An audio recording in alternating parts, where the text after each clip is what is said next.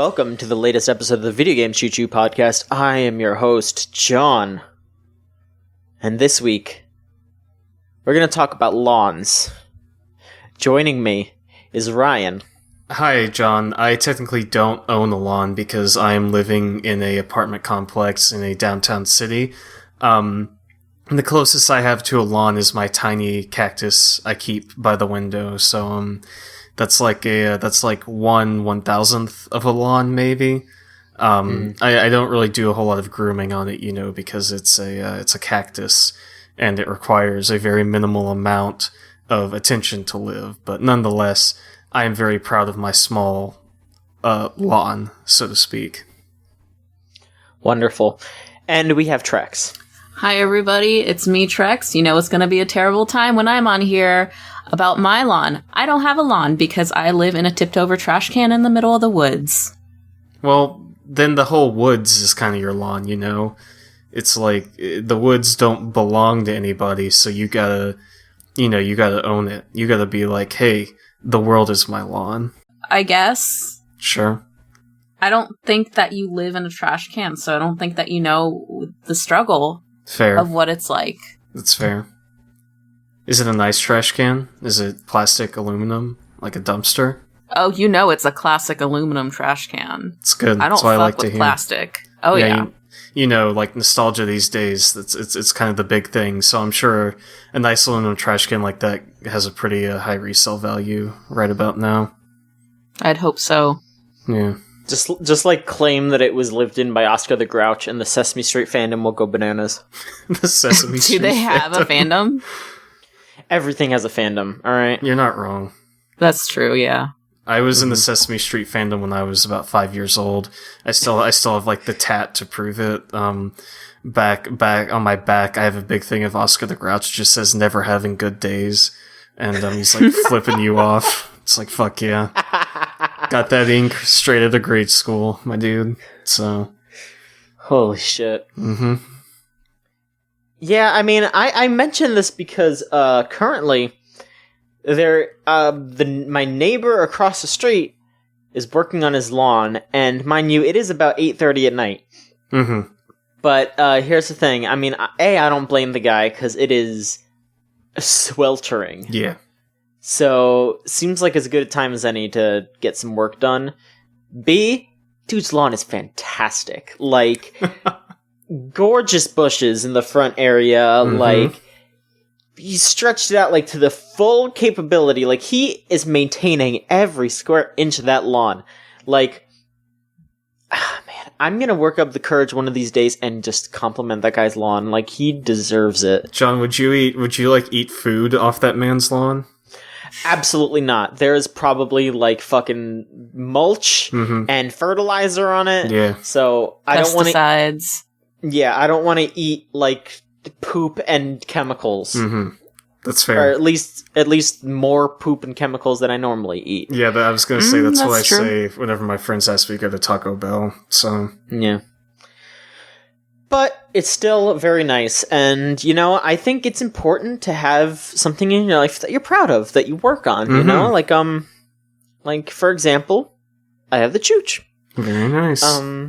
Yeah, but, I just think that, it helps, like, fill a hole in your heart, if you have something that you're proud of, that pushes you forward, that's a good thing to have. Absolutely.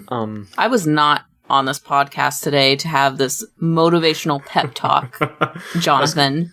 I was gonna say this is very like uplifting for our podcast. I mean, I'm kind of. I feel like I'm on a Christian podcast. Come on. Look. I just wanted to talk about how nice it was that my neighbor worked on his lawn. Yeah. All right. Yeah. Please. Anyway. I guess we need to start being mean now. Yeah. Fuck video games. It's the mean hour. Stupid. Not to be confused with the median hour or the oh god. I'm losing it. There's another math term, isn't there? Mode. Thank you. The mode hour. And range. Yeah, god, it's been. How do I remember that? It's been a hot like 8 years since the last time I had to do any real math. So You know why I remember that? Because I hate math so much that it got drilled into my brain with all the repetition that I had to do to make sure that it stayed in there. Like, I can't, I fucking hate math, but, like, because of how hard I had to, like, jam it into my brain, I could probably do, like, more hardcore math than, like, a lot of people can. Sure. I don't want to do it, but I probably could. Yeah, you don't want to, like, show your abilities, or people may think you're too powerful. It's not an ability thing. Like, honestly, like, I'm, like, kind of math lexic in a way. Like, if I have to look at, like, a math problem for too long, I get, like, dizzy. Sure. Like, it, like, literally, like, oh boy. Yeah. Like, it's not good.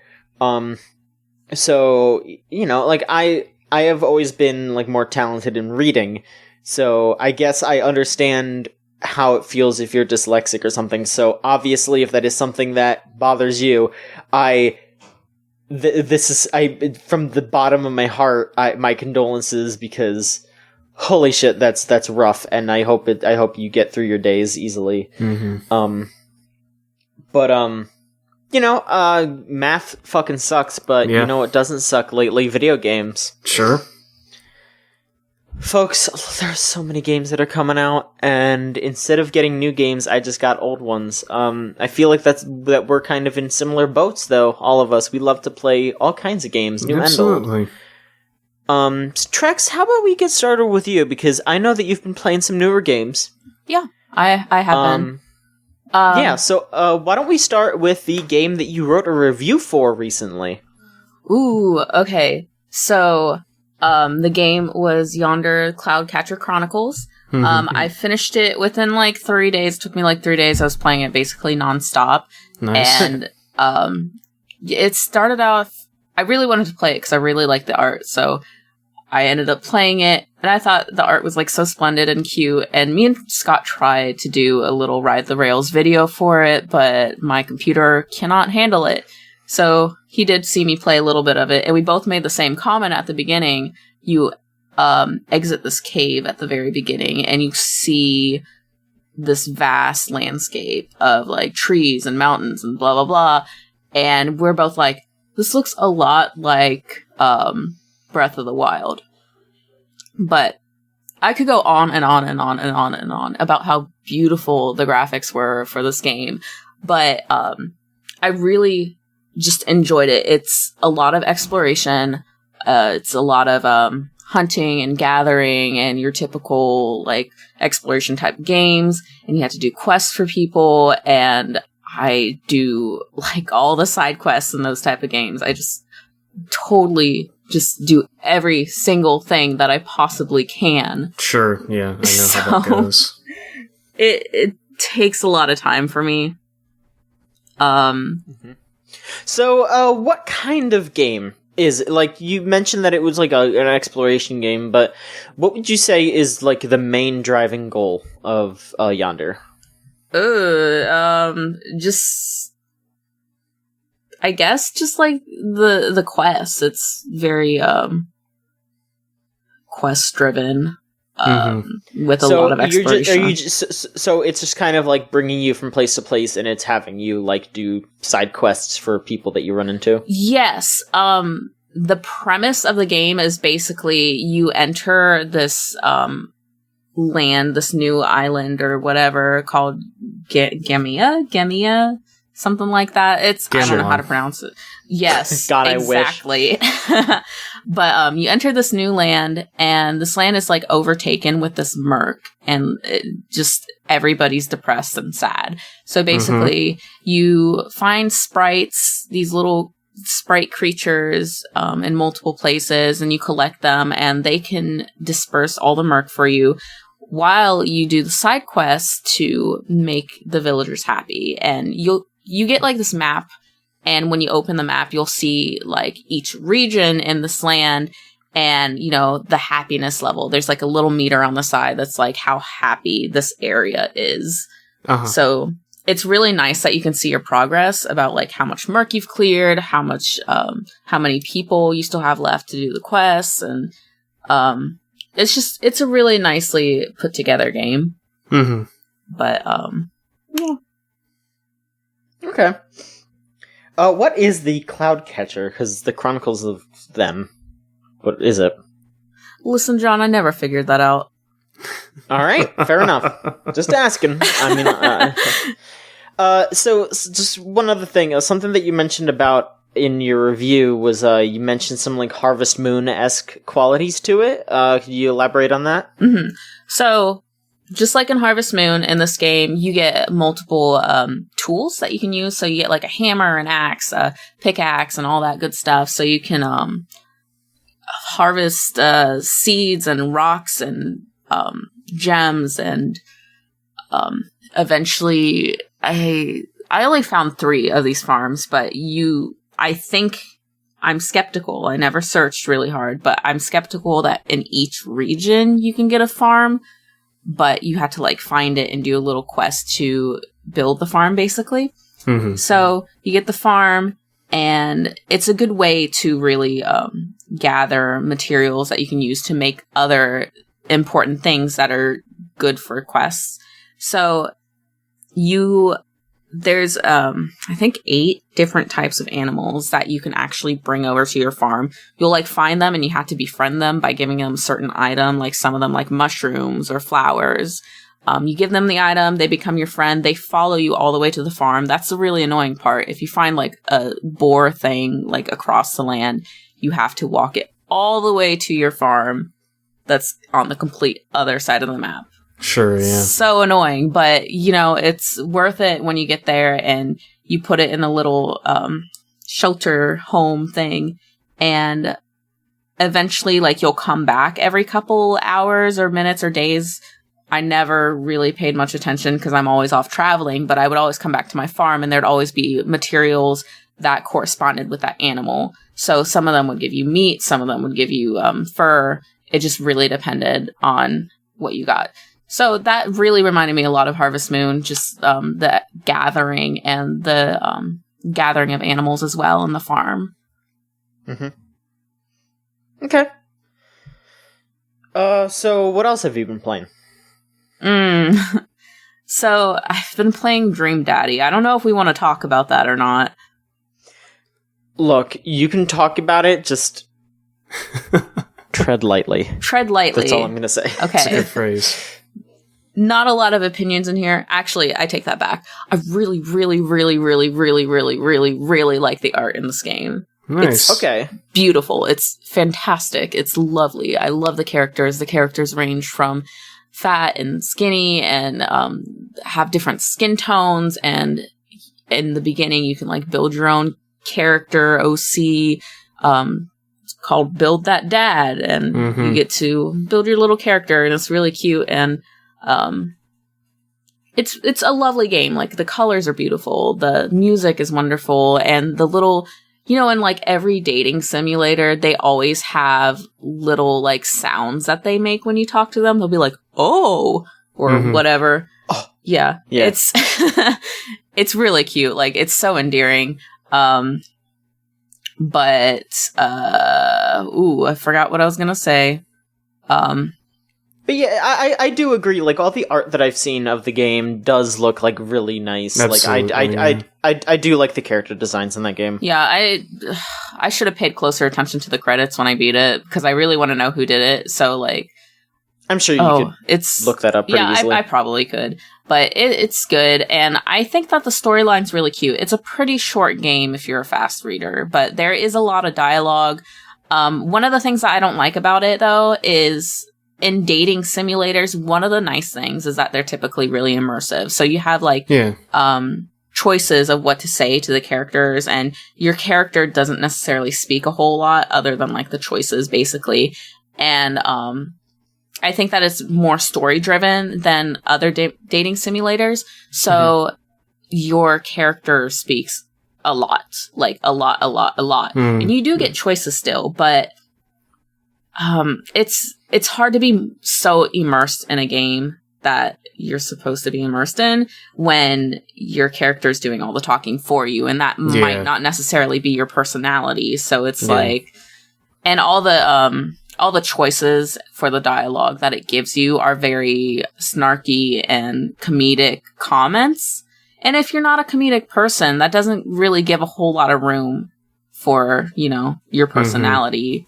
So it's less a dating sim and more like a visual novel where you are the specific character who, like, by choices, are you able, like, beyond just picking which dad you're dating, is there anything beyond that? Or is it just like, you are dating this character now, you are going to see this path to the end? So as far as, like, dating the dad goes, there's not a whole lot of, I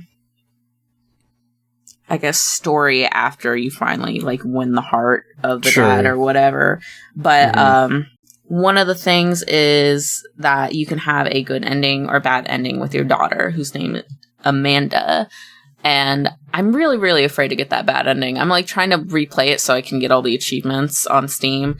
But, I love that character so much that I'm just like, I don't want to be mean to her. I don't want to know what the bad ending is.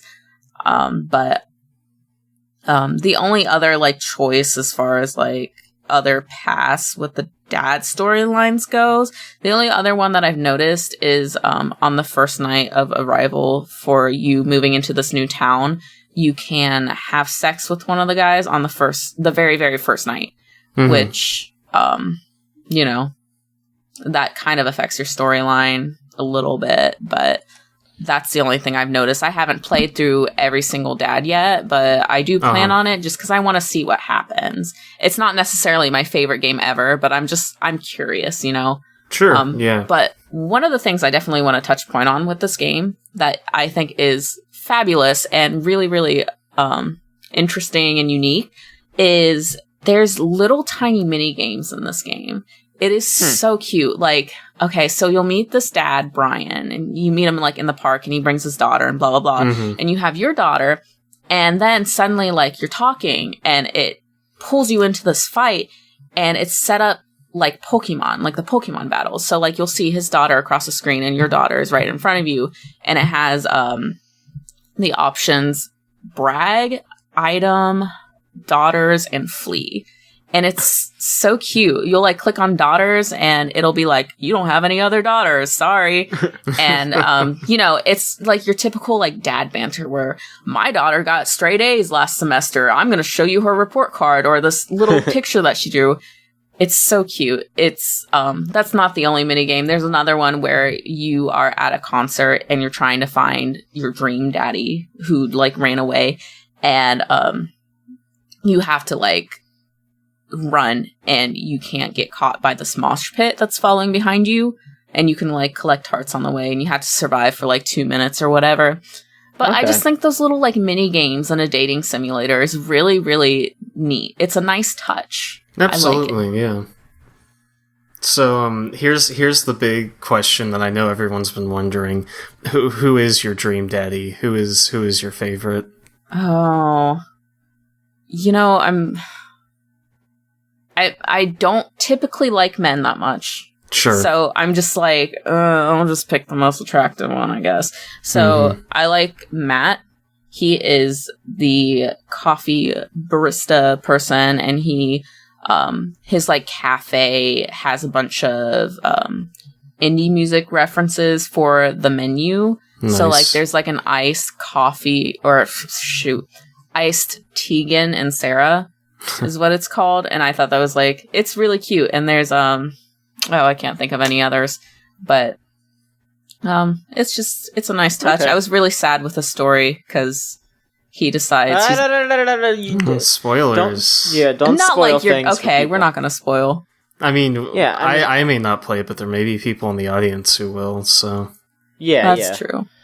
But, you know, I mean, this seems interesting, you know, like, I mean, like, I've just been curious about, like, how they're handling that game, and I think it is a little interesting that, like, it's being touted as a dating simulator, but it almost seems like it's way more narrow than like 90% of dating simulators are. Yeah. So, I don't know. I mean, that really just depends on what kind of game you're looking for. And I am glad that that this is like such a high profile game that's pretty much just so unabashedly gay. Like, that's cool. Yeah. So, I'm happy for it. I hope that team, builds upon that and, makes more interesting games, That's all good here. It's a good first game, for sure. Totally. Yeah. So, have you been playing anything else? Yes. I've been playing a lot of games. Okay, yeah, keep going, please. So, I have been playing your favorite game, Danganronpa, another episode on Steam. It released not that long ago, like a week or two ago, I think. Sure. Yeah. And it wasn't translated for a while. Like, this was like last year sometime. I started reading the translation, just like I did with the first two Danganronpa games instead of playing, because I didn't have access to it. It wasn't on Steam at the time. So I read the translations, and I got to about chapter 4 of the game. There's 5 chapters, and suddenly they stopped translating the game. And I was like, oh, this is so sad, because I don't know, like, I'm so close to ending, but I don't know what's happening anymore. I can't read Japanese. But it's on Steam now, and I'm really excited, because I haven't finished it yet, but I am on chapter 4 again, and I'm all caught up, and I love it. It's a lot better playing the game than just reading the translation, for sure. Yeah, absolutely. There's a lot more gameplay to it than the other Danganronpas. The other Danganronpas were more visual novels, straight through, with little things here and there, and the trials, of course, were a little bit of the gameplay, but as far as this one goes, you shoot the Monokumas with your little megaphone gun, and, that's a lot of fun. Like, it's very simple, but it's a lot of fun. There's bosses every chapter, and they keep the gameplay like really interesting throughout that game with like the new weapon abilities, and like the boss fights are pretty fun. Like, I did enjoy playing that game. Oh yeah, for sure. I think one of my favorite things about it is it has a lot of homage to the first Danganronpa's characters, and it has a lot of it fills in a lot of gaps that the first one left between that and the second one, which is really nice. But I really like that you can collect these like report cards with in the first one you had one of the first actually it was the first motive for killing, where everybody had like this little video that they watched of like the people that they loved most, or animals or whatever they loved most, having something drastic happen to them. And in another episode, you collect these report cards that have that motive, like the plan, the original plan, like Chihiro's dad is on it, and it says to kill him a certain way, blah, blah, blah. And, it's really, really interesting to actually kind of be behind the curtains a little bit for the first game. Yeah, absolutely. I did like the ambiguous ending of that first game, but I always appreciate when stuff can like go back and sort of enhance on something retroactively, I guess, where like one thing in the series is made like retroactively better by the following thing, I guess. I had some other example for it that was a game, but now that I'm trying to think about it, I completely blanked. So just pretend like this conversation went somewhere. Yeah, it totally did. But I really like the ending of the first game, but apparently a lot of people don't like that ambiguous ending for anything. It doesn't matter if it's Danganronpa or like movies or whatever. They don't like not knowing what's happening. And I really like that, because it leaves a lot of room for imagination for you. Yeah. And sometimes the ending that the author initially thought of isn't the ending that the audience wants. So, like, let's say, like, the Danganronpa people were like, oh, we're gonna end the first one with this happy ending. Everybody makes up, kisses, blah, blah, blah, the world's fine. That is so fucking boring. Whereas, if you have this ending that kind of leaves you wondering, there's a lot of room for second games and, prequels and all that good stuff. So, I don't know. I love Danganronpa. It's so good. Me too. You are among similar company here. So. Yeah, I mean, like you mentioned that I mean, you alluded to me not liking that game, and I want to say I thought it was okay. Like I just think that it really dropped the ball on a couple of the story beats, and they go into some, like, Danganronpa's dark, but I think they cross some lines, like, pretty giddily, in fact, in a couple of scenes that I can't really stand for some of that shit. Mm-hmm. But, I like 70% of that game. Like, it's not horrible, but just especially comparing it to those first two games, especially, like, the love of my life, Danganronpa 2, like, I'm, it was a little disappointing, but, that's fine. What else? I think that's it as far as the games I'm playing. At least those are the ones that are more memorable to me. Oh, no, you know Sure. what? Nope. Sorry. One more. Stop the presses. Okay, one more. Stop the presses. Splatoon 2. I'm playing that one right now. Nice. I've never played the first one. So Splatoon is completely new to me. I mean, I kind of know about the first one, what you do and blah, blah, blah, and all that stuff. I'm going to get a lot of hate for saying this because I know that everybody loves Splatoon and it's a cute game, but I can only play about 5 rounds of it before I get so bored out of my mind. There's not a whole lot to it. I kind of agree with you. I haven't played the first one either, but I played the demo Splatfest when they released that a couple weeks ago, or like 2 weeks ago, or a week ago, whenever the hell that was.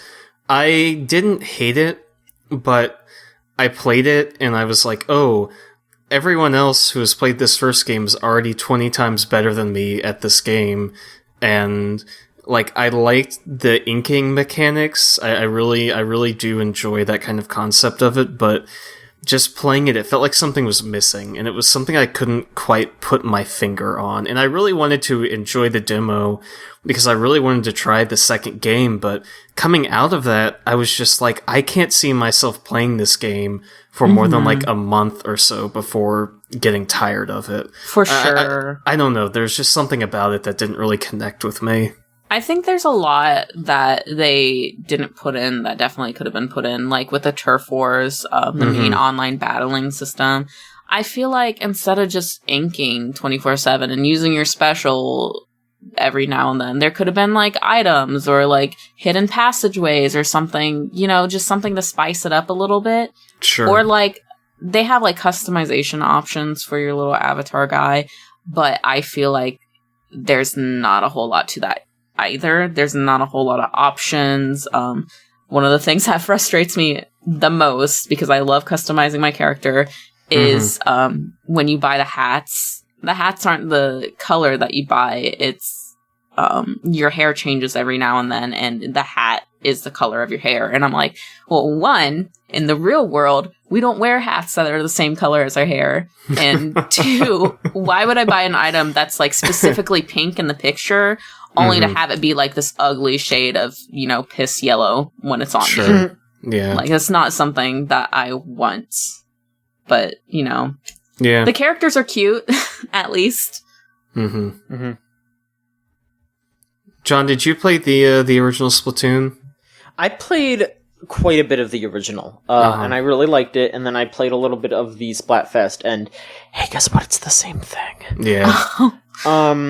It's not really that much of an issue, because, I mean, they're re-releasing so many games on the Switch from the Wii U. It's not really that crazy, and they did change a good amount of stuff for the sequel. Like, they added the Splat Dualies, which is pretty much just, like, it is a great addition to the, like, roundup of, like, types of weapons that you can have in that game, because people were complaining so much about the roller in the first one, and the Splat Dually is basically just like, oh, you're coming right at me with that shit? Splat Dually literally lets you just dodge roll. Like, that's, like, the best possible thing you could do against a roller.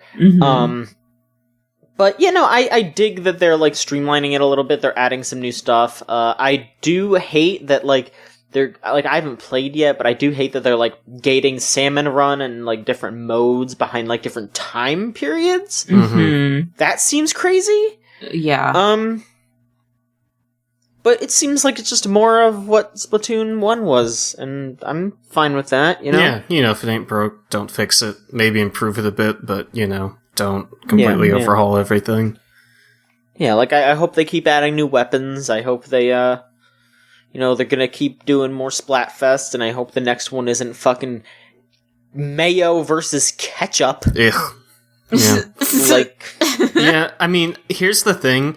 I put mayo on almost all my sandwiches, but did we talk about this on the podcast last week? I don't remember. We definitely talked about it. Maybe we talked about it in private. Yeah, just like, I was going to say, but I really enjoy mayo and ketchup, but if you put, a gun to my head and told me to eat one out of a jar with, a spoon, then I'd have to pick ketchup, even though I probably use mayo more than I use ketchup. It's weird. This is... mayo is a very specific kind of condiment, where ketchup, you can use it with almost anything, I feel like. That's not true. Yeah, it's not, but, I'm an avid mayo lover, and it's so gross, but I could probably eat mayo with a spoon. Okay. Are you one of those people who dips French fries in mayo? Yes, ketchup and mayo combined is so good. I will admit, I do can fuck with that. Yeah, I do like the combination. I normally toast my sandwiches, and so what I'll do is I'll just slather the bread in mayonnaise, and then you bake that, and the mayo gets baked into the bread, kind of like butter, and it tastes really good, actually. That does sound pretty good. Yeah, it does. Yeah. Alright. Anyway, what were you talking about? Fucking Splatoon. Yeah, I love the aesthetics of that game, but I don't know. There was something missing for me when I played that demo. Mm-hmm. I really wish I could get into it.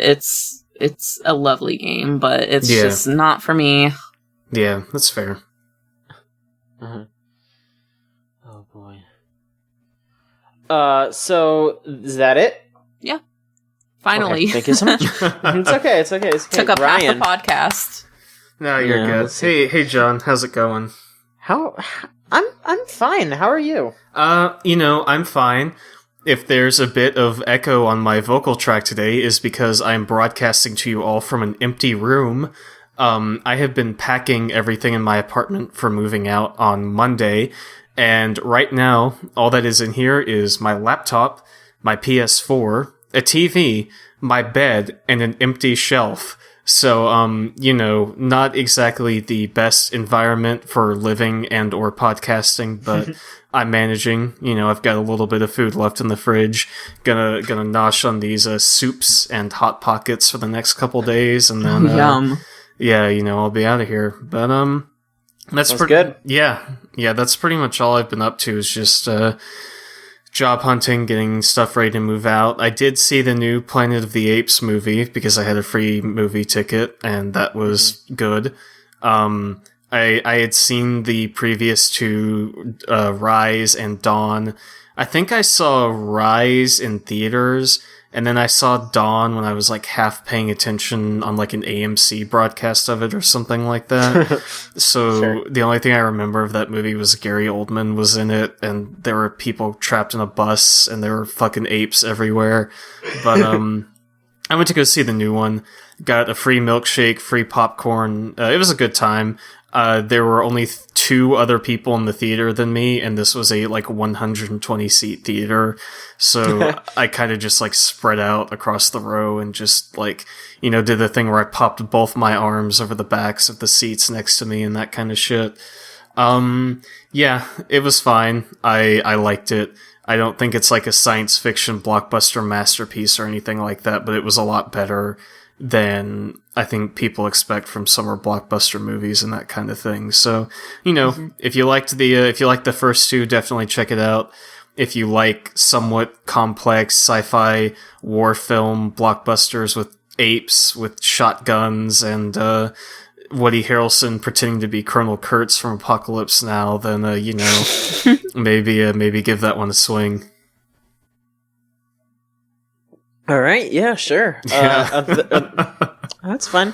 Are there any video games that you've been playing that you'd like to discuss? Yeah. I can just run down the list of the same shit as usual. Played Overwatch because they put out Doomfist.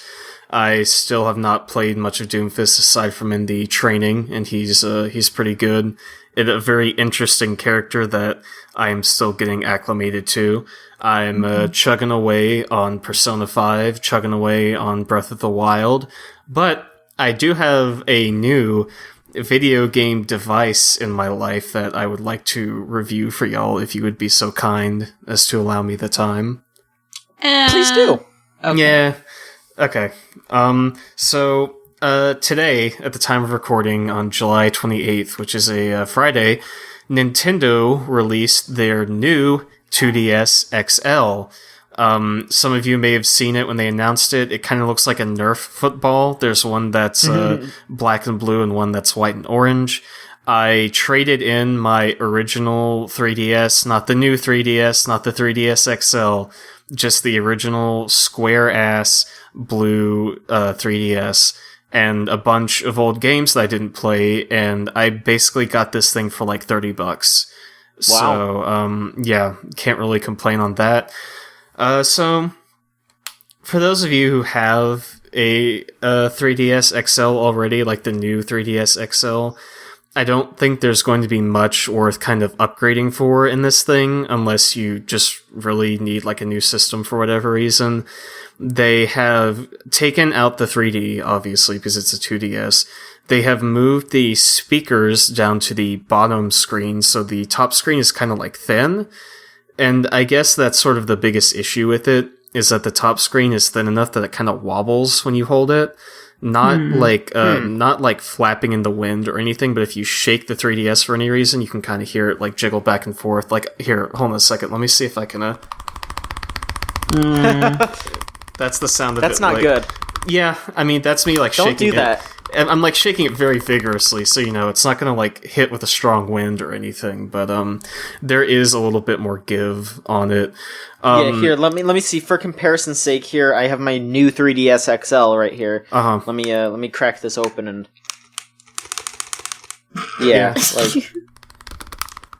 I guess it just depends. See, for me, this thing's perfect because, like I said, I had that original 3DS like basically since day one. And this thing is leaps and bounds ahead of that in technology. Like, I see what the hype is about with these things now. Like, it's like, oh, everybody's always talking about the 3DS. Like, yeah, mine's okay, but now that I have this, it's like, oh, holy shit. These things are, like, super cool. They move the card slot down to the bottom, and there's, like, a little plastic flap you have to pull out to get it open, which I kind of like. But I also feel like every time I pull this flap, it's gonna, like, break because I feel like I'm pulling it too hard. They've also moved the stylus down to the bottom, which is like about 2/3 the length of the previous styluses. Like it's kind of small. It's stubby. It's not like atrophied or anything, but it's like weirdly tiny. They moved the power button down to the bottom. They did something with the cameras. I guess you can still take 3D pictures, but it's a 2DS, so why would you even bother? Yeah, this thing just has a whole bunch of, like, general quality of life improvements, I think. Like I said, if you have a new 3DS XL, I'm not really sure there's much point in upgrading it. But if you're like me, or you just have, like, the regular new 3DS or anything, then I would definitely recommend this. Especially considering it's, like, $50 cheaper than the regular 3DS. And, aside from the stuff with the screen being super thin, it feels nice. Like, it feels nice to hold. It doesn't feel cheap or anything like that, which is always good. It feels sturdy. And so I've been kind of messing with this today because I just went and picked it up this morning. But I did get a game with birthday money to kind of treat myself, I suppose. And it's that good game that everybody knows. It's about a boy and a mask. And I had a bit for this that I prepared in advance, but now that I'm saying it, it sounds really stupid. So I'm just... What the fuck are you talking about? Right. Like, for real? Yeah. I don't know. I think I was going to say like a mask thing going to like a Hotline Miami bit, maybe. But now that I'm here, it's kind of falling apart. So basically, I went... Uh-huh. I said pull up. Oh, I thought you said hold up. That's what I thought. Yeah. Sorry. I thought you were pointing a virtual gun at me through Discord and were stealing my new. You're stealing my new 2DS XL because this bit was so bad. John finally cracks. Yeah, finally. I drove to a Target and bought the 3DS port of Majora's Mask, and I have to say I'm really enjoying it. A while back, I bought the 3DS port of Ocarina of Time when that first came out, and I had never played that game. I had never really been huge into Zelda. I just kind of bought it because I was like, oh, everybody always talks about this game. And I popped that bad boy in my 3DS, and I was just kind of like, this is it. I was not impressed with it at all. I didn't enjoy playing it. I mean, I thought it was okay, like whatever. So I was kind of, nervous about buying this Majora's Mask port, but I kind of figured it was something I'd enjoy a lot more. The whole tone of it seemed much more my speed, the kind of weird, like, what I understood to be the weird, sinister atmosphere of this game, like the kind of somberness of it in places. And I was like, you know what? I saw this game on the shelves for the N64 when I was like 5 years old, and it terrified me because of that fucking box art with the mask.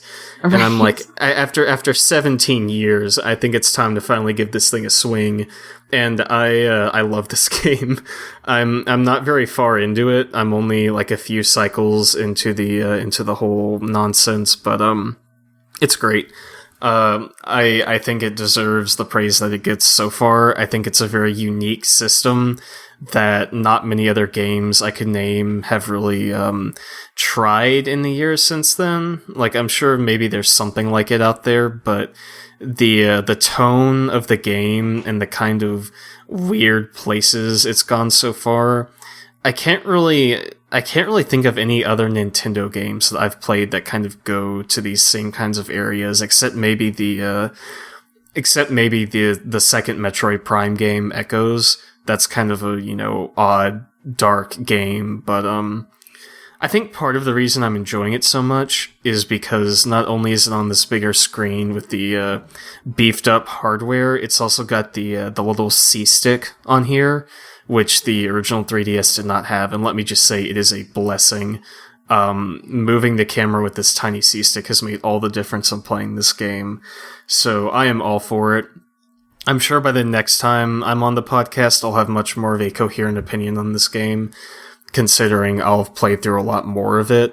I've only been, kind of chipping away over the last few hours and such, but How far are you into it? So, I've gone through, like the whole intro bit and all that, and I am working my way through the swamp area, which I guess is kind of like this game's first dungeon, I suppose. Okay. Yeah. Yeah, I'm working on trying to find, you go in there and one of the witches is like passed out and she's like, give me something for energy. I'm like, okay, I guess I'll do that. And I get there and it's like, oh, you need to keep a bottle for these fairies. And I don't have a bottle, so I guess I have to find like a bottle or something else. And part of my whole thing with Ocarina of Time is that sometimes I don't really have a lot of patience for older games like this.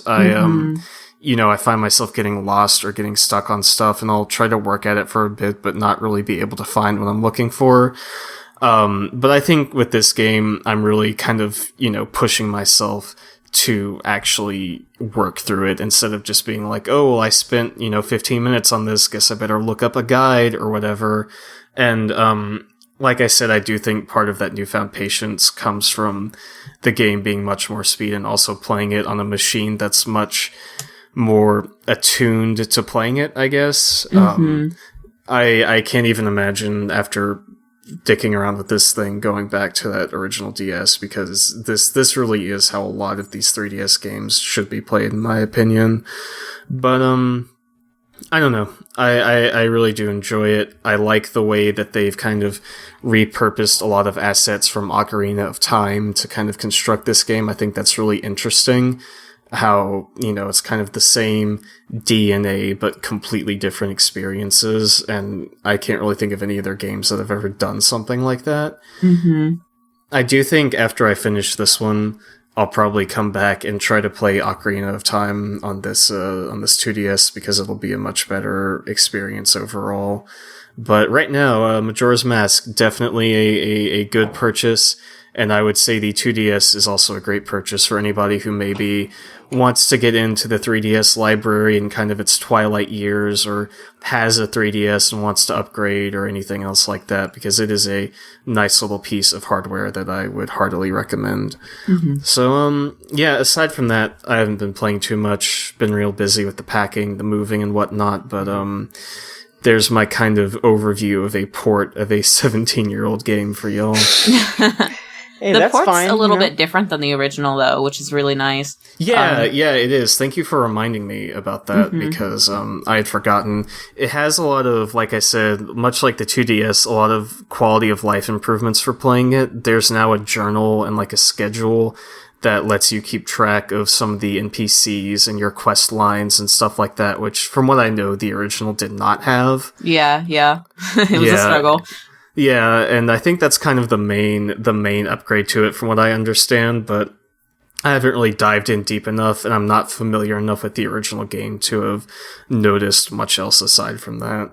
There was a little bit more than that, but it's been so long since I played the 3DS version that I really don't remember any of it. But, yeah. I mean, it's not like drastic differences. Yeah, it's just really nice improvements that are so subtle that it works, you know? Yeah, with like a nostalgic absolutely. game like that, with such a big upbringing, like people will get so pissed off if you touch it in any certain way, but you know, they worked with it really well for the 3DS port, so you know, no one complained.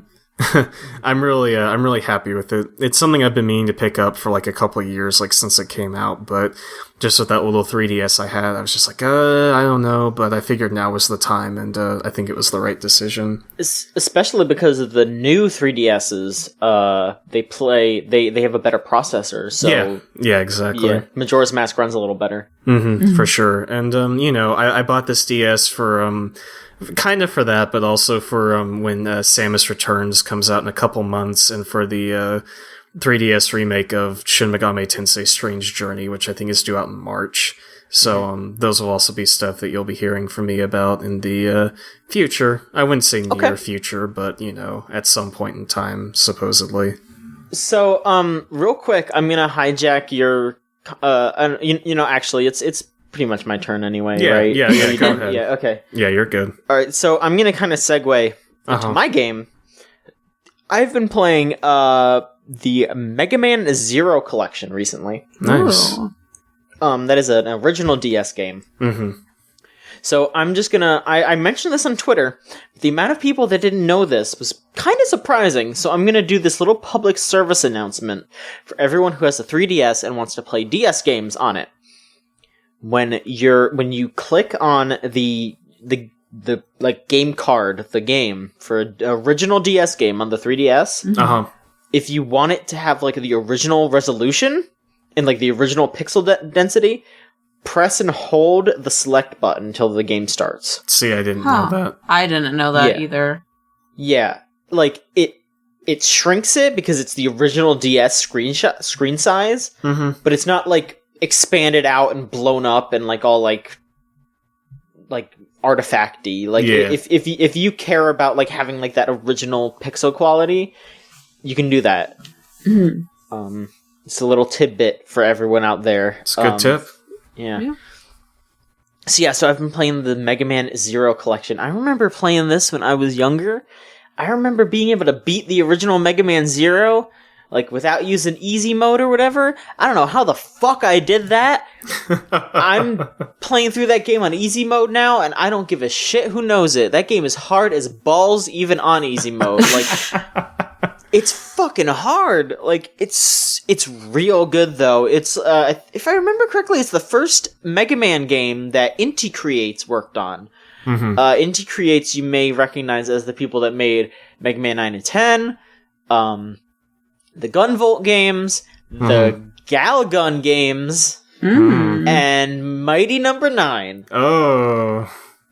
So they have quite the history, but they do make very good games when they have the time and money to, and, you know, when they're not trying too hard to be horny.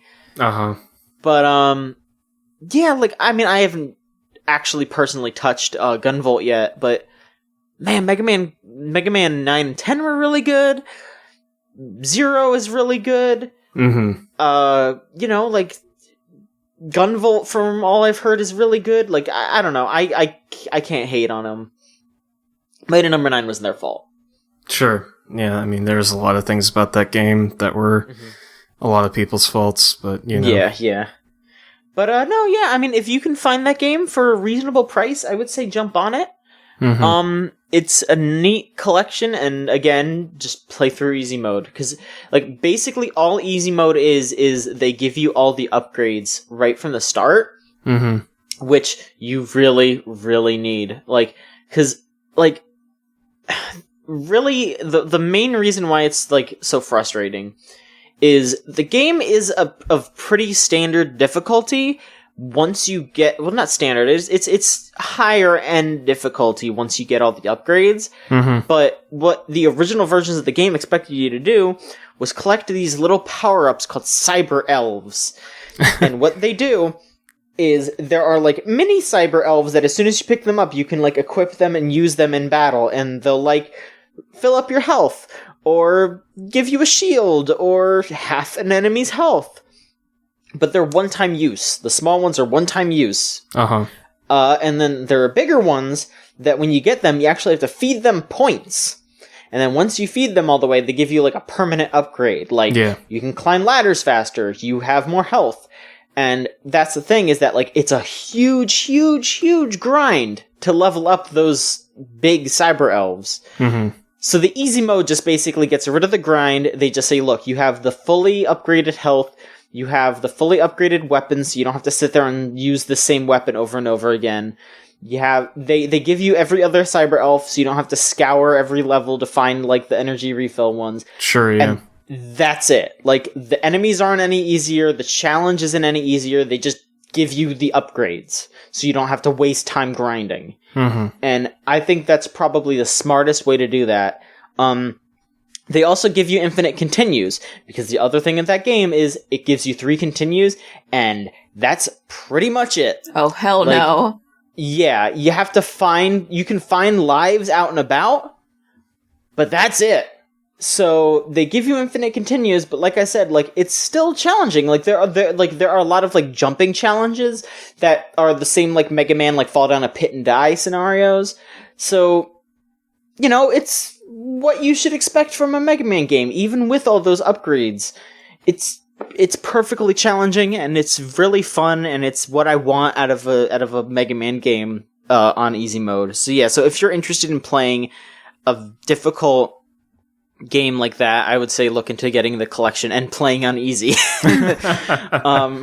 Or, I mean, if you're fucking insane, then you can play it on normal mode too. It's right there. You can do it. Sure. But yeah, because I went to a game store and I traded in my Wii U version of Pokken Tournament, because I was basically just like, I'll get the Switch version eventually, you know? So I traded that, and I got that, and I also got Final Fantasy 13 on PS3. Okay. And I don't, because I had like $4 extra, like, after I got Mega Man Collection. Sure, yeah. And I was like, Final Fantasy 13's $4, I'll just get this. I mean, you probably could have bought Brink with that money too. Hey, listen, I'm not giving Michael the satisfaction, okay? Sure. But I haven't touched that because my PS3 isn't plugged in. I don't really know why I bought it. Yeah. I don't know if I'm ever going to play. I have a bunch of PS3 games that I bought where I was like, yeah, like, these are games that I mean to play. Like, I bought fucking El Shaddai and Vanquish and Final Fantasy 13, and those games are just fucking sitting there. And I'm just like, yeah, because I spent like $3 or $4 on each of them, and I was just like, why not?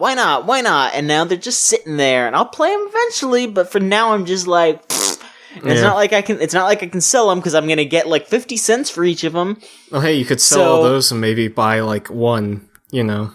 Exactly, I could just keep like trading them. Like, I could keep trading up until I eventually get like one good game, like that, like one PS4 game. Because that's all I want to fucking do.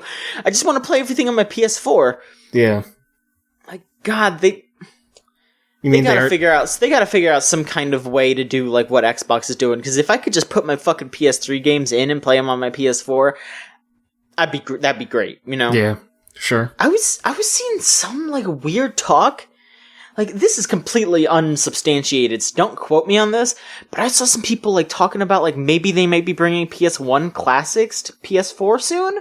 Oh, my God. Which I hope is true? I hope so. I kinda don't think so, but I would fucking love that shit, because, man, I have a couple of PS1 classics in there. If I could play Misadventures of Tron Bonne on my PS4... Fuck PS3. I'll throw that shit in the fucking trash. Like, I'm done. Yeah. I don't need that shit anymore. I've personally completely moved on from that generation. I sold my Xbox 360 and all my games to get stuff for my Switch. So oh my gosh. I'm living in 2017, baby. Got a Switch, new 2DS, and a PS4. I'm here. It's the life.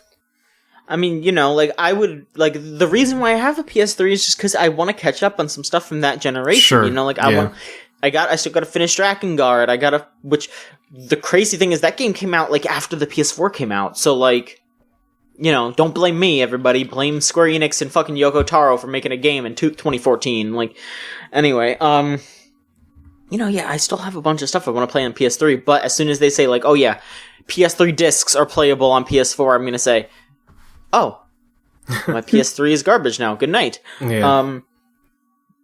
But you know, that's kind of the only new game I've been playing because I just also have been playing Kingdom Hearts. Yeah, nice. Yeah, I'm like at the halfway point, I guess. Did you just finish Tron? Yeah, I just finished Tron. Yeah. Like the last time that I played, fucking Sephiroth showed up, and Donald went, "Look, Tsar, it's Sephiroth," and I like shat myself, and then he was just like, "Did Cloud tell you that I was the darkness in his heart?" Yeah. Of course, Cloud would say that, and then he like floated up into the air and like turned into like a molecule, and I was just like, "All right." Beautiful. Yeah, thanks. You got to get on that optional boss fight with him. Get your pants pressed.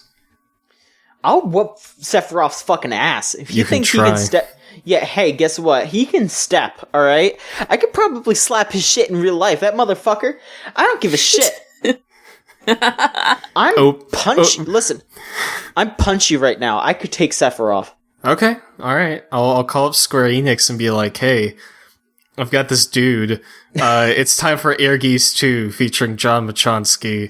You know, God bless the ring. If it's Air Geese Sephiroth, I could do it with the arm behind my back. Let's be real. Like, what if they made an Air Geese remake when the new Final Fantasy VII game comes out and it was like actually good? What would you do? I would play it. That's what it would be. Mm-hmm. Now, mind you, if it was Air Geese Tifa.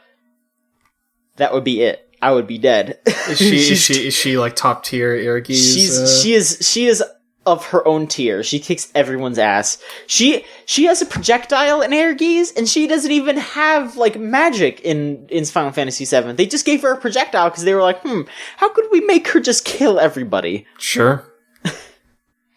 Anyway. Sure. Anyway, yeah, that's enough talk of Airgeese. God bless the ring. God bless the ring. Folks, let's move on to news. Ryan, would you like to talk about your news story first? Yeah. I've got a little piece of a messed up news for y'all. Welcome to my twisted news corner, if you will. Lord. So y'all have probably heard about this just by being people living in the world and existing, but in case you didn't know, Nintendo is putting out the sequel to their popular yet scarce NES classic, the SNES Classic, which is going for like $80 or some shit like that, some astronomical bullshit number.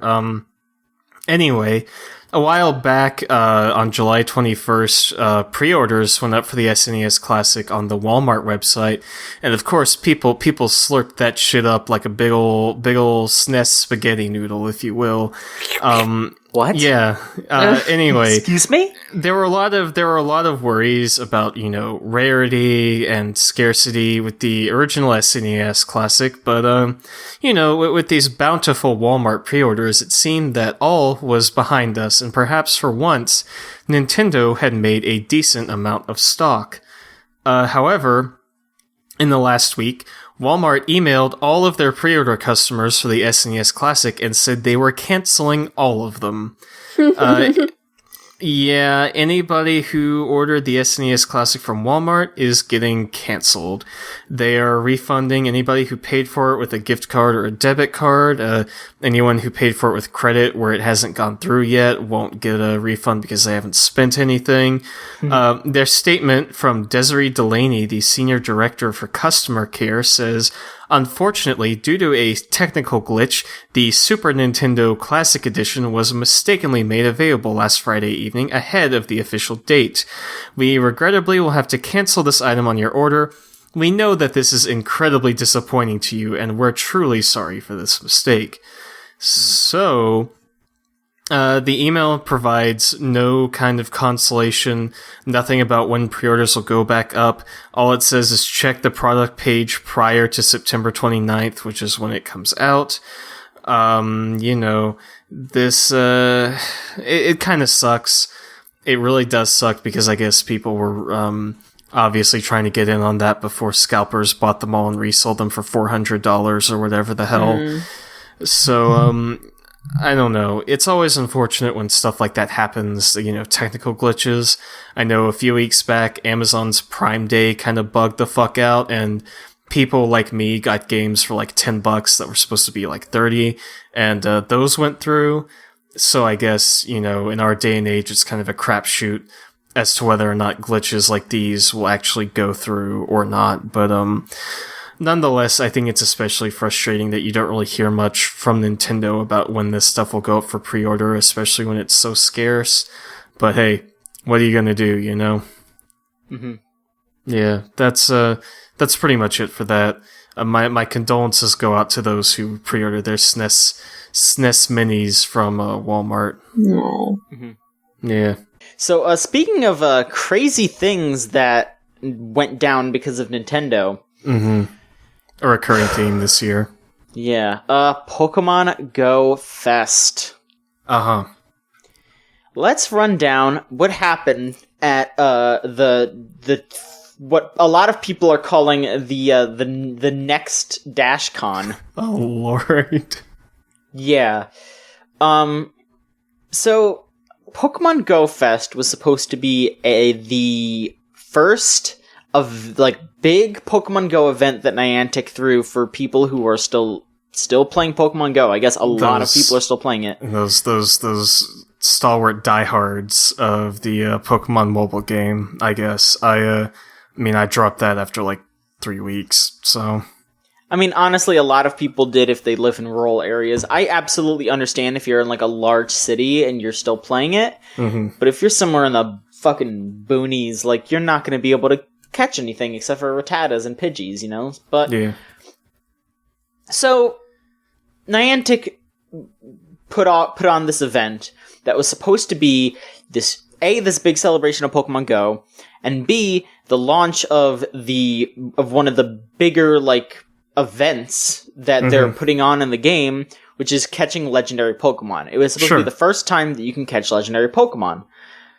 So people came from all over the world to this. People flew in, people came by bus, by train, by train plane. I don't fucking know.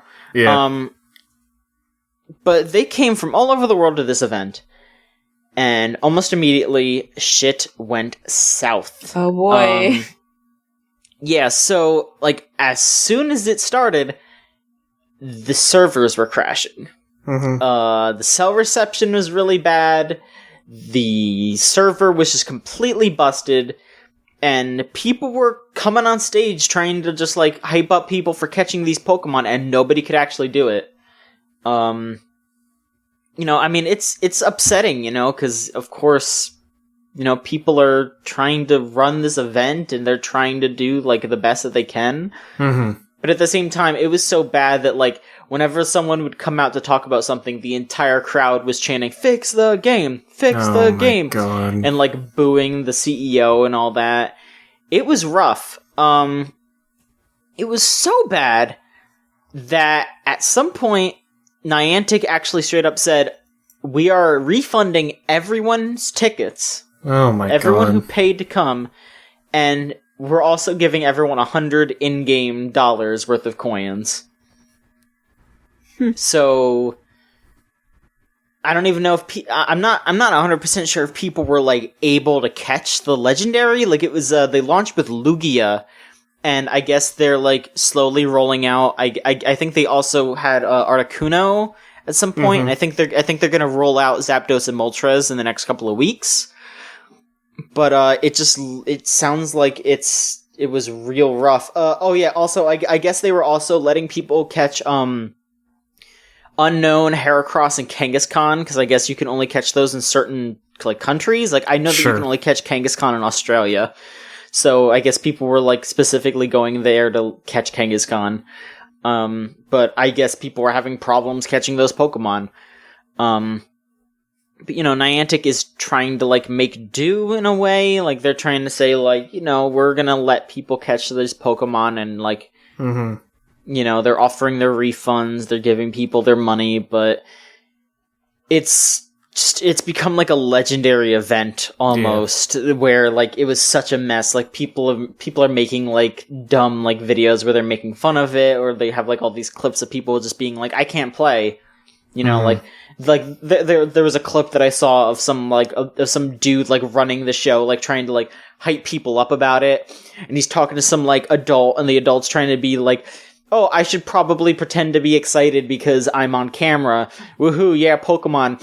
He turns to, like, a kid, and the kid's just like, "I can't catch anything. I don't know why you're talking to me about this." Like, yeah, so, it definitely seems like there was kind of a big fuck up on Niantic's part, but some of the response I've seen has been, like, way, way out of proportion, I think.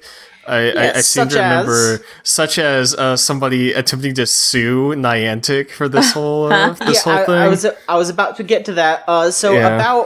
About the numbers going up and down a little bit, but it says about 24 Pokemon Go attendees or Fest attendees have filed a class action lawsuit against Niantic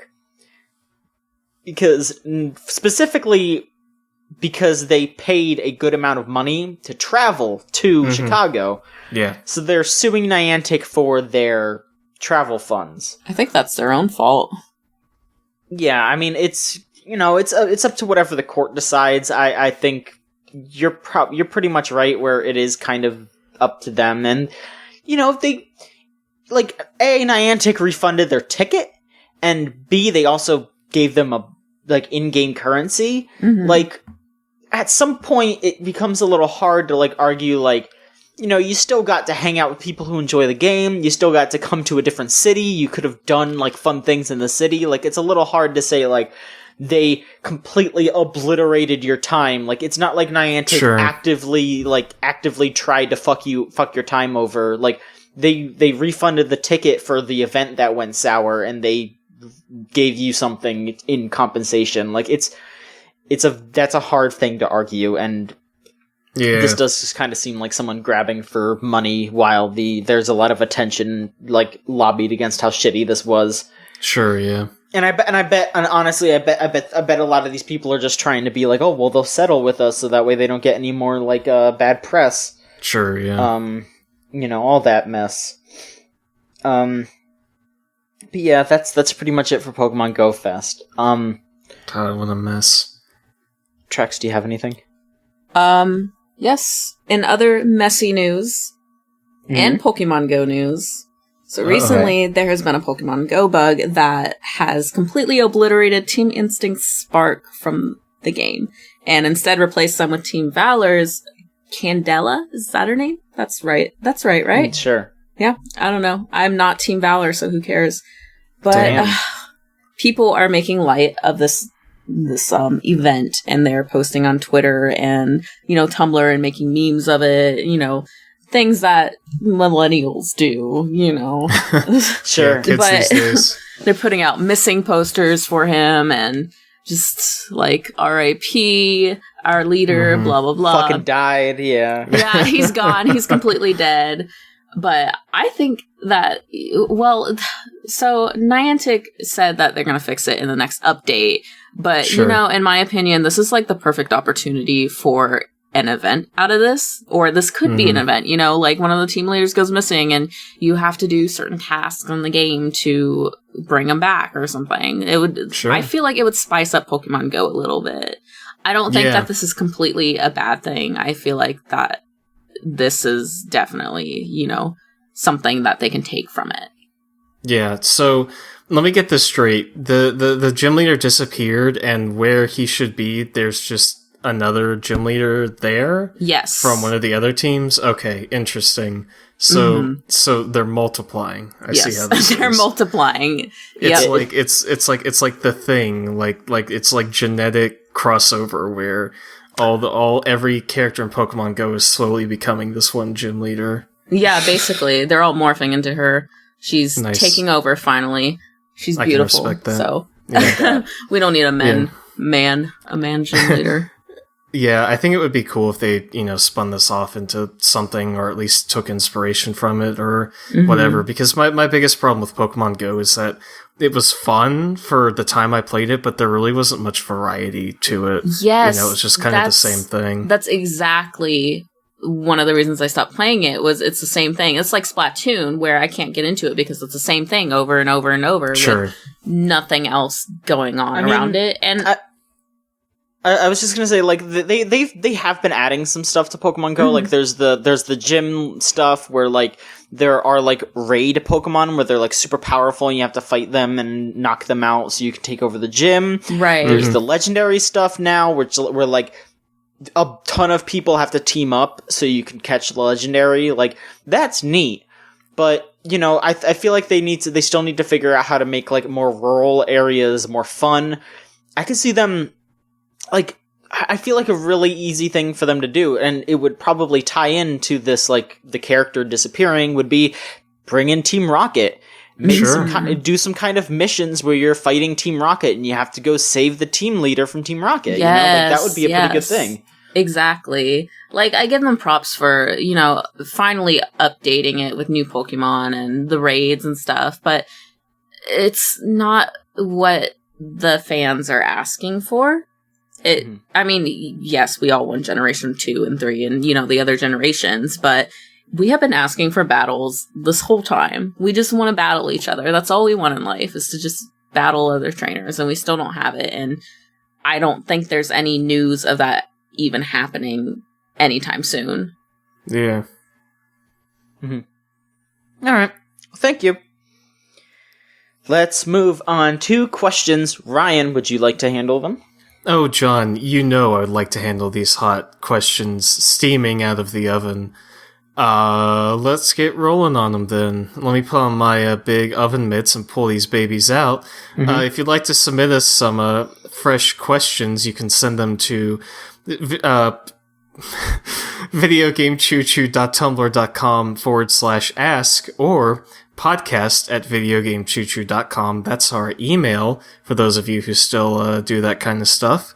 John, our first question here, I think you might have answered a little bit earlier in the episode. Anonymous said, "Did you ever make a video game purchase that you immediately regretted?" That's a good question. I think I have. I think I might have at least a couple answers for this. A while back, like way back when I was in middle school, or I think high school actually, I bought Final Fantasy VII for the PS1, and I don't want to say it's a bad game, but I don't think it's aged particularly well. And that was back before you could get the Final Fantasy games on disc for like pretty cheap. So I paid like $40 for it or something like that. And I brought it home and I was playing it and I'm like, yeah, this is okay. Like, this is fine. I guess I see what all the hype is about, but not really my cup of tea, I suppose. I didn't immediately regret it, but buying stuff like Bad Rats and all that kind of crap for the purpose of comedy, like, sometimes I just look back at my life and I'm like, why did I do this? But that does give me a solid answer for this. Something I immediately regretted was the time I spent $1 to buy the sexy Egyptian outfit for the Sakura Clicker article I wrote like 2 years ago. like I spent $1 on buying that Egyptian bikini, and I was immediately like, oh, okay, whoops. So yeah. So I too have a couple. That Final Fantasy 13 copy that's sitting on my my desk right now. Not really, but Yeah. Okay, so I have a weird one. This isn't really a regret, but this is one that, like, this is something that I hope that I didn't. I regret how I reacted in a way, or at the very least, I hope that they didn't misinterpret it. Sure. So I got a Super Nintendo for Christmas a couple years ago.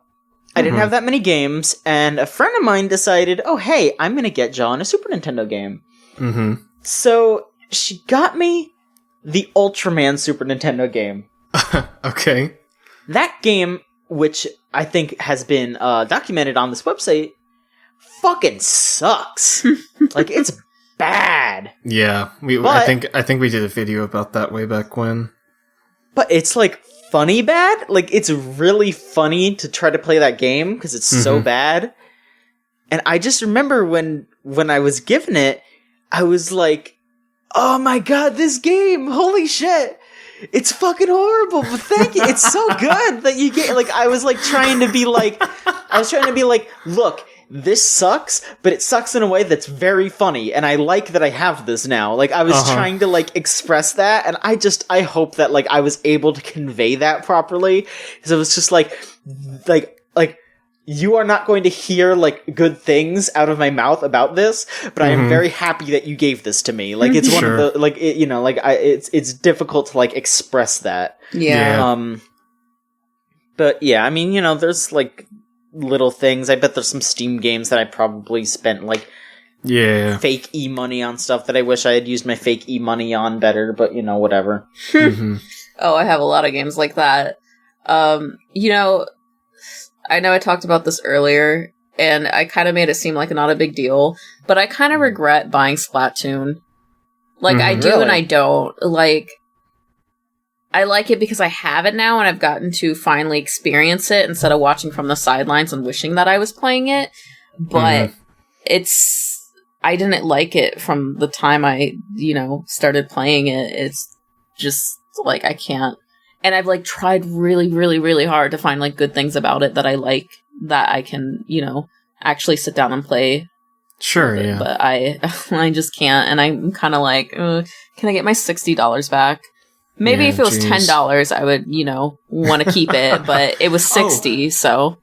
Oh, fuck. I remembered what I was going to actually answer this question with when I read it earlier. A video game purchase I immediately regretted. The fucking Friday the 13th game on PS4. Oh. As soon as I bought it and watched my $40 disappear, I was like, I have made a huge mistake. And I did, because that game still fucking sucks. But anyway, Trex, did you have anything else to add before I... Ukulele. Yeah. Y'all know how much I hate that game. Yeah. It's unfortunate. I wish I didn't know how bad it was. I wish I still had hopes that it was really good, but I don't. Yeah. Anonymous asks, Anonymous said, anything to say about Valkyria Chronicles, especially the sequel on the PSP? I have no idea what this game is, so I'm going to throw it to y'all. I don't know who she is. I played the re-release of the first Valkyria Chronicles on PS4. Uh-huh. And that game is interesting, but I kind of bounced off of it. Like, I can understand why people like it, but it's not really my thing. It's a strategy role-playing game. Ooh. Gotcha.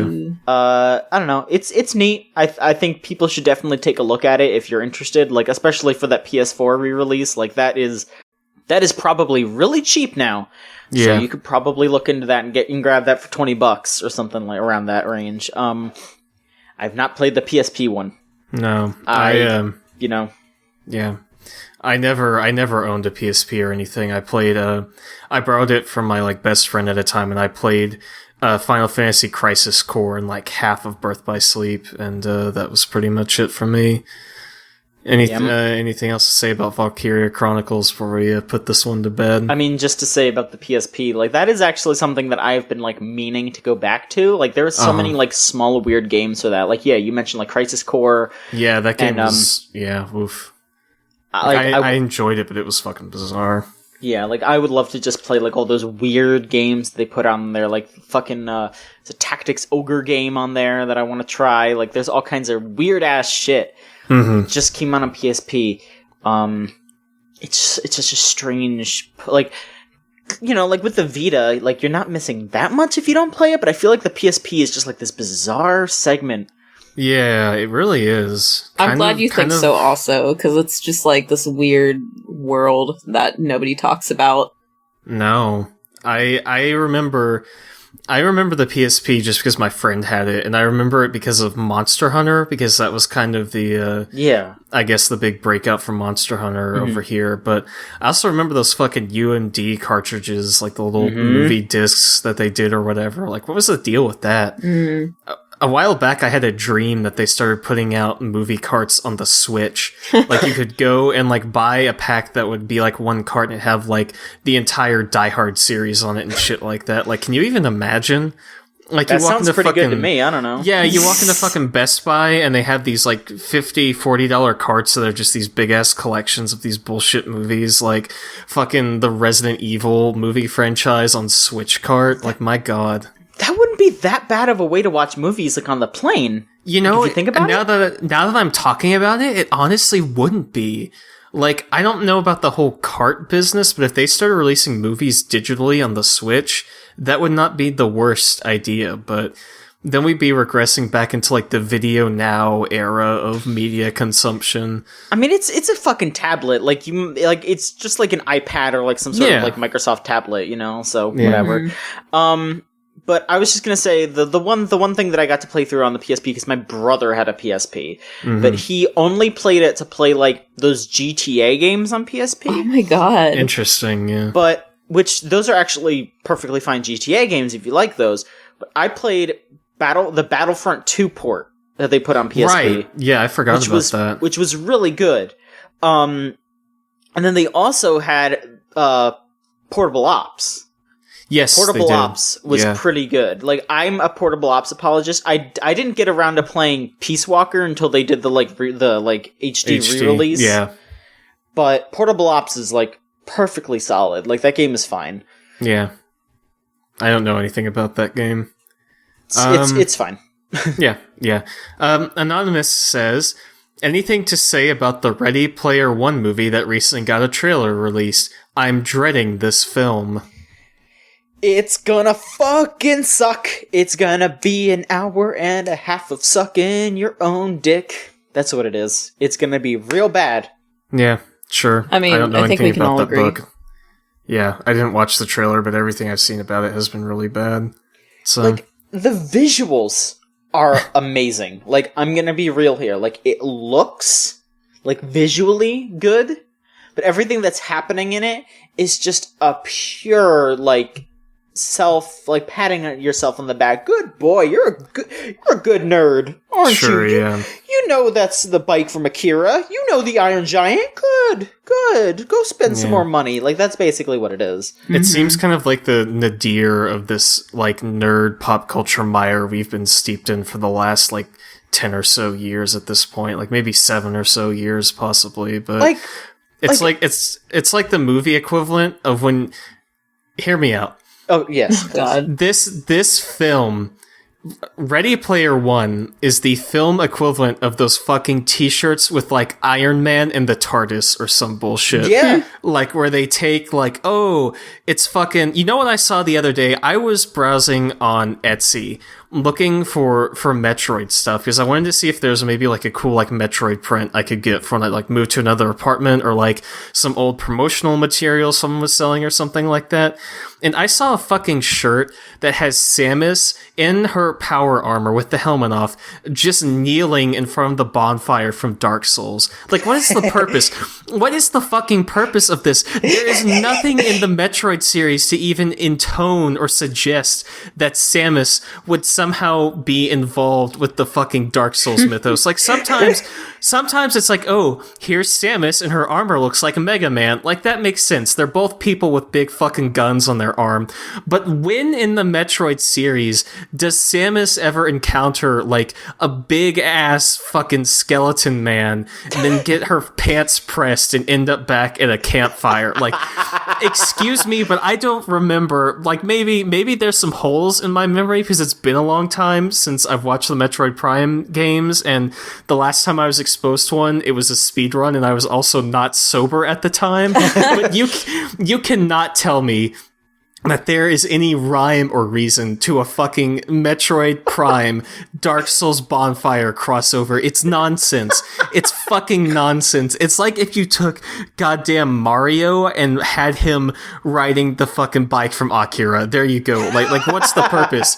They're both red? I don't know. Maybe that's connection. Fucking Samus and this bonfire are both orange and red and yellow, I guess. God, it gets me so angry.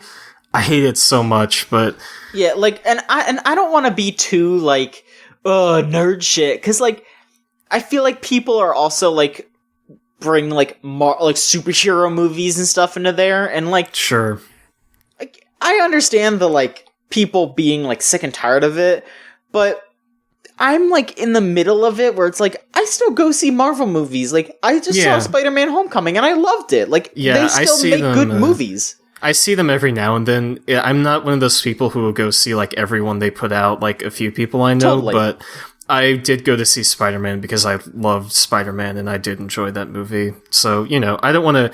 It's going to be one of those things where it's like, oh, I'm not dismissing this thing as a whole, but come on. It's so easy to make generalizations about this kind of shit because people just make it such an easy target, I feel like. And like, it is that generalization. Like, it's embarrassing. Like, people were posting like some of Ernest Cline's poetry online. Oh, Christ. And it is so embarrassing. He literally wrote foul. He wrote like a fucking like beat poem about how he wishes like porn had more like nerd references in it.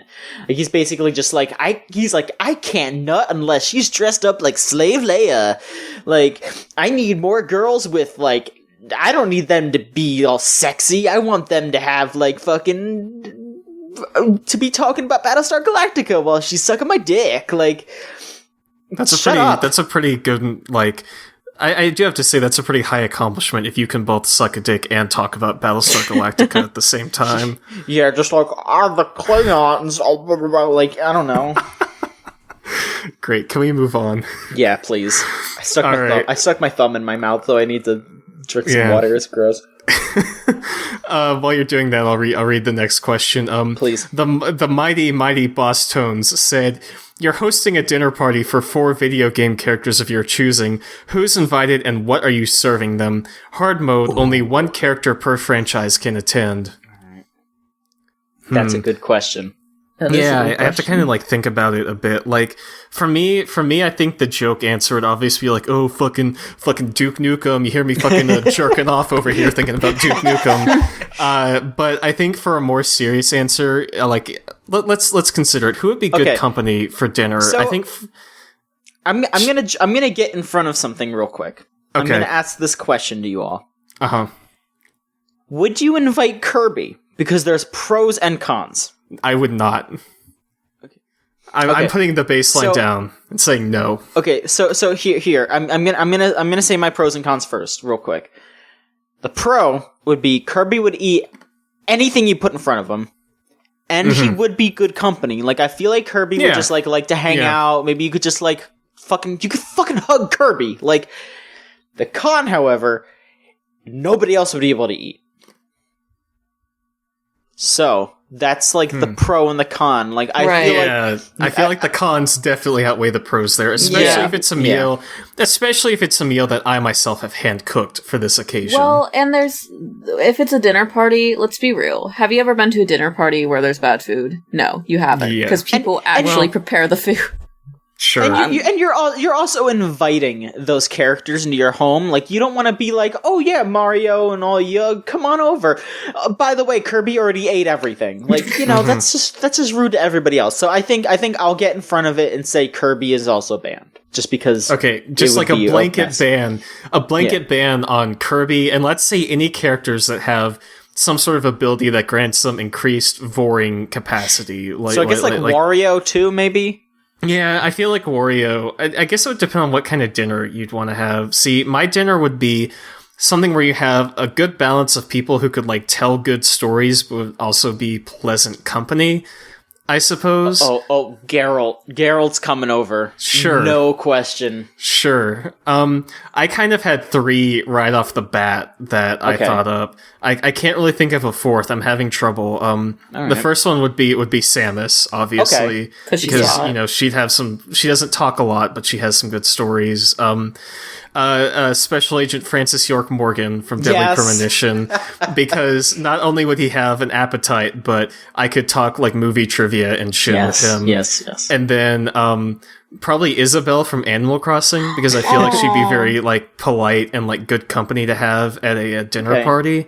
And then I feel see, you said Geralt, but like I don't know, like something. It would depend, you know? It would depend on whether or not it's like a potluck and he like brings food with him, or if he just kind of comes and like glowers at the table. But then again, you bring him and you get like the hot dad factor that you're missing with the rest of these people. So I'm torn. Well, here's the thing, like, I just think that like once he's like acclimated to the company, as long as he knows that people aren't gonna be like making fun of him for being a witcher. Sure, yeah. Threatening him with violence, or he's gotta like work, like he's chill. Like, I mean, there's the bit in The Witcher 3 where when he goes back to Kaer Morhen and he's hanging out with his fellow Witchers and he gets fucking hammered and he's just hanging out, you know? Do you think if he came over for dinner and you were like, hey Geralt, do the thing with the tub, would he like just be like, fuck you, or do you think he'd like pose for it? Oh, I knowing Geralt, he'd probably just like grumble and tell you to shut up. Like, I don't think he would enjoy that. Like, he would like look over his shoulder with like a wink, and then like slowly put one foot into the tub, and then like. I mean, if like a sexy lady was telling him to do it, he would. But if it was just like us fucking goons, just like, hey Geralt, you do the tub thing, like he'd just be like, oh my god, shut up, like. I don't know. So yeah, is that our 4? It would be Isabelle, Geralt, Francis York Morgan, and Samus. Hold up. Hold the phone. Okay. Consider this. All right. Cooking mama. She would just be doing the cooking. She's not... Do we need anybody else? But she's not like... Like, this is our guests. We're talking about, like, people that are coming over to eat. We're not talking about people who are preparing the meals. She brings the cooking, and then she just sits there, and it doesn't say anything rude. Well, no, this is it's not a potluck. It's a dinner party. You know, it's for eating. You know, it's for hanging out. Like, we are making the food. It says, what are we serving them? Why do we have to make the food? I'm so upset. Because that's what the question says. I know, dinner party, but you know what? F this question. No! Look, okay, that can be our 4. So the next bit would be what we're serving them. So, folks, that will do it for this week's episode of the show. Again, I'd just like to remind you that if you want to send questions, they can be sent to podcast@videogamechoochoo.com or videogamechoochoo.tumblr.com/ask. If you want to keep up on the rest of the website, you can go to videogamechoochoo.com. You can go to @VGCC. We've been putting up some YouTube videos recently. Andy and Michael put up another video for Gigantic, I want to say.